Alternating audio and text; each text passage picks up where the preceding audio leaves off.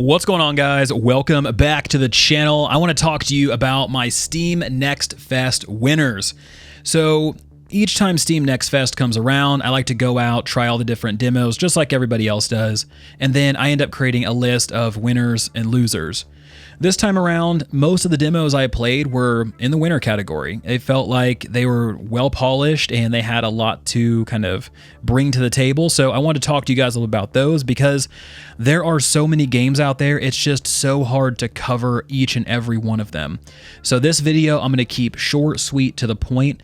There's going to be 3 games that I'm going to cover. Let's get started with number 1, and that's Voidbreaker. This was probably the most surprising game out of all of them.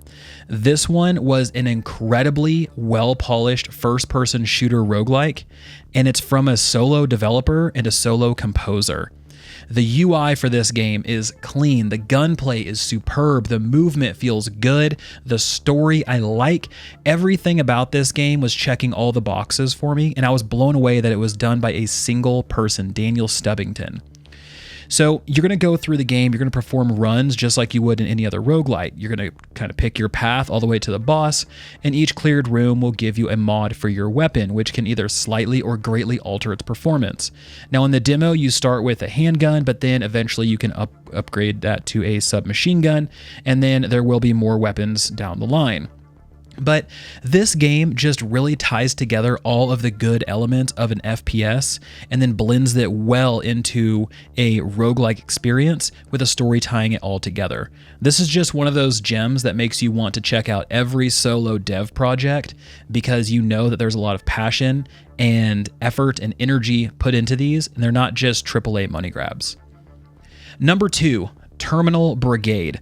Now, this one is a very polished hero-based roguelite. I saw roguelites so much all across Steam Next Fest. It seems like that is still just kind of the most popular game type. And I think it's based upon our culture and our society where we are now, but I'm not going to get into that. Let's talk about Terminal Brigade. So here you get to select from a small cast of characters, all with their own playstyle. Once ready, again, you enter a run and you proceed through each room clearing until you reach the boss. As you go through clearing rooms and killing enemies and destroying kind of like crates and things like that, you're going to build up Tycho coins. These coins can be used to purchase either items at the shop that are kind of sporadic through each run. You can also get access to upgrades as well as a skill unlock at the end of each cleared room. So it's kind of randomized on what you're given to choose from, but if you see a shop, spend the coins, otherwise you got upgrades. Now each hero can be outfitted with new weapons and unlocks, making each run slightly different. Now here's what I will say, the thing overall about this game is it's pretty simple and to the point. It's just simple fun. So don't expect it going in that's this like deep, complex, you know, kind of like crazy roguelike, because it's just not that. It's just kind of one of those pick up, play, have a good time. The polish is there, the visuals are there. So depending on the price point, this one might be a fun time or it might be a skip. But either way, the demo, it was a winner. And the last one I want to talk about is BitCraft Online. This one is easily the biggest name on the list. This game has been on my watch list for years, and I finally got to play it. This is an open world crafting survival MMORPG that it reminds me of old school RuneScape. I spent years of my life in OSRS having just the time of my life.